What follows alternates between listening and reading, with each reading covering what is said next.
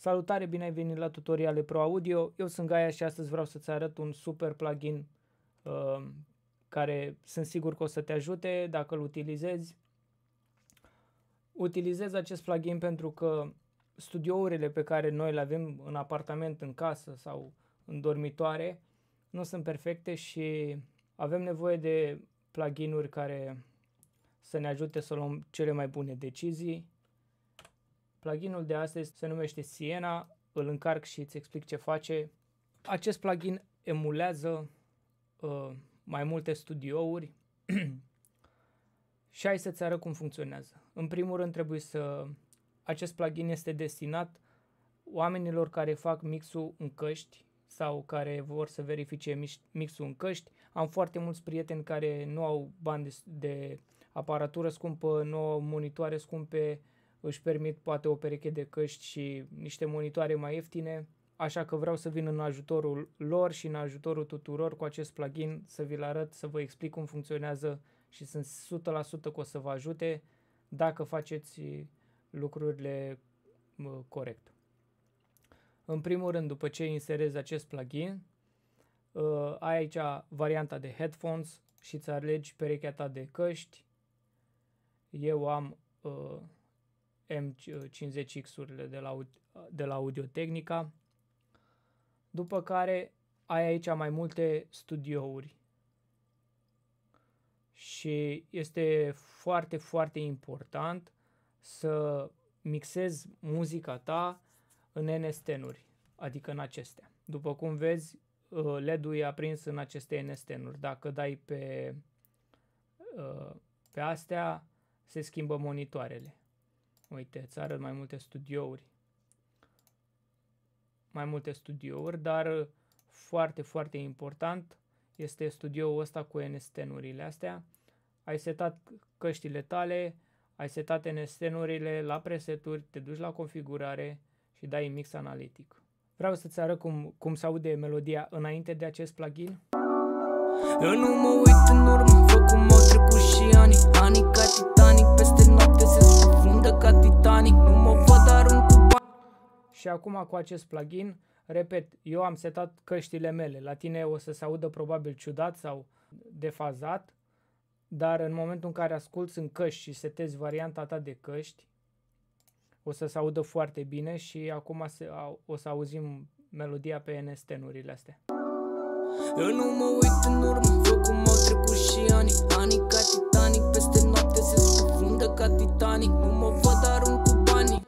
Bun, și îți recomand să ții pluginul ăsta cât timp mixezi și pe urmă doar să faci cercetări. Hai să încărcăm un alt studio, de exemplu ăsta de aici este foarte, foarte bun. Eu nu mă uit în urmă, văd cum au trecut și ani ca Titanic, peste noapte se scufundă ca Titanic, nu mă văd arunc cu banii. Este full de bas.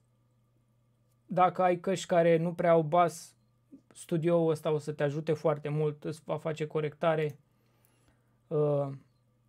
Poți să folosești și NST-uri împreună cu subwoofer.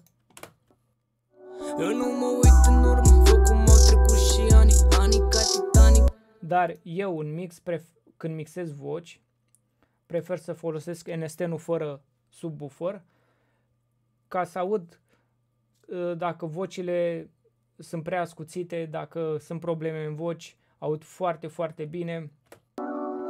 Eu nu mă uit în urmă, văd cum au trecut și ani ca Titanic, peste noapte. Acest plugin nu emulează doar câteva studiouri, emulează foarte multe lucruri, de exemplu boxele astea de audiofil. Eu nu mă uit în urmă, văd cum au trecut și ani ca Titanic, peste noapte se scufundă ca Titanic. Incredibil, sună incredibil. Eu nu mă uit în urmă, văd cum au trecut și ani ca Titanic, peste...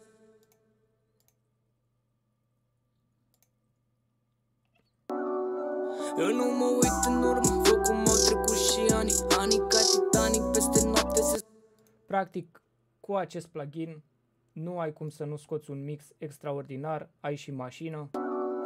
Eu nu mă uit în urmă, văd cum au trecut și ani ca Titanic, peste noapte se scufundă ca Titanic. Mi se pare că se aude chiar foarte bine. Eu nu mă uit în urmă, văd cum au trecut și ani ca Titanic. Dai pe mașină, vezi dacă ai pus prea mult bas, dacă e prea multe înalte, n-ai cum să greșești cu acest plugin. Poți să asculți în telefon, într-un iPhone, în cazul ăsta. Eu nu mă uit în urmă, văd cum au trecut și ani ca Titanic, peste noapte se scufund. Incredibil, mi se pare. Într-o tabletă. Eu nu mă uit în urmă, văd cum au trecut și ani. Laptop. Eu nu mă uit în urmă, văd cum au trecut și ani. Sisteme hi-fi. Eu nu mă uit în urmă, văd cum au trecut și ani ca Titanic. Incredibil, mi se pare. Eu nu mă uit în urmă, văd cum au trecut și ani ca Titanic, peste noapte. Ce mai avem pe aici? Alt studio. Eu nu mă uit în urmă, văd cum au trecut și ani ca Titanic, peste noapte se scufundă. Și în club. Eu nu mă uit în urmă, văd cum au trecut și ani ca Titanic, peste noapte se scufundă. În club cu subwoofer. Eu nu mă uit în urmă, văd cum au trecut și ani ca Titanic, peste noapte se scufundă ca Titanic. Eu nu mă uit în urmă, văd cum au trecut. Și acum ai poziția 3 când ești în centru clubului. Eu nu mă uit în urmă, văd cum au trecut și ani ca Titanic. Și ai poziția 4 în spate. Eu nu mă uit în urmă, văd cum au trecut și ani. Și poziția 5, ultima. Eu nu mă uit în urmă, văd cum au trecut și ani. Alt club. Eu nu mă uit în urmă, văd cum au trecut și ani ca Titanic, peste noapte se scufundă. Incredibil. Și când ești aici în spate. Eu nu mă uit în urmă, văd cum au trecut și ani ca... Practic aici ai 12,4 metri de scenă sau de pupitru DJ-ului și așa îți dai seama de cum o să simtă fiecare muzica. Eu nu mă uit în urmă. Aici dacă pregătești muzică care nu este neapărat destinată streamingului, poate pregătești niște soundtrack-uri, niște muzică de film, poți să găsești cinema-ul aici. Eu nu mă uit în urmă, văd cum au trecut și ani ca Titanic, peste noapte se scufundă. Și vreau să zic că chiar sună cinema, chiar mă simt ca și cum sunt la cinema când ascult în magazin. Eu nu mă uit în urmă, văd cum au trecut și ani ca Titanic, peste... În supermarket. Eu nu mă uit în urmă, văd cum au trecut și ani ca Titanic, peste noapte se scufundă ca Titanic. Aici Nirvana, mă rog, ați prins ideea. Ăsta e pluginul pe care am vrut să vi-l arăt. Sunt sigur că o să faceți mixuri mult mai bune cu el. Eu fac mixuri mult mai bun cu el pentru că camera mea, deși este tratată acustic și este pregătită pentru un studio, nu este perfectă, dar cu acest plugin reușesc să fac mixul mult mai bun și să iau decizii mult mai bune pentru că am o grămadă de locuri în care pot să ascult în timp real și să-mi dau seama de cum o să sune.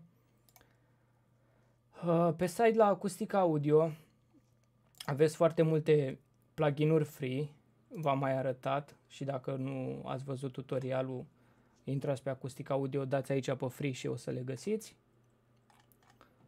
Și vreau să mă uit de Siena, că vreau să vă explic un pic. Siena este și în varianta de free, deci dacă vreți să o testați mai întâi, o puteți lua free, o testați și dacă vă place, o să vă arăt ce să vă cumpărați de la Siena. Mie îmi place asta foarte mult, costă 50 de euro până pe 10 decembrie. Asta recomand. Dacă faci muzică de club, 40 de euro, recomand să-ți iei clubul. Dar dacă ar fi doar un pachet care să le înglobească pe toate, l-aș recomanda pe acesta.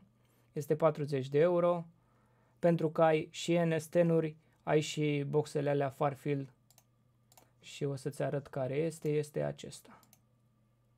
Acesta este pachetul unde vine și cu NS10-uri, vine și cu boxele astea Farfield, astea.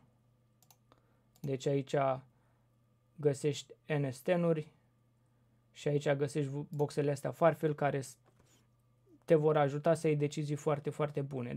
În concluzie, poți să-ți iei varianta free, testează-o, vezi dacă îți funcționează și dacă emulează și modelul tău de căști pe care l-ai acasă și dacă îți place, intră pe Acoustic Audio și cumpără, dacă vrei, volumul D și în funcție de unde faci muzică, volumul E. Cred că dacă ai aceste două volume este suficient. Cam asta a fost tutorialul de astăzi, asta am vrut să vă arăt. Testați ăsta, instalați-l, este foarte, foarte bun, nu vă costă nimic decât puțin timp și pe urmă o să aveți niște mixuri super tari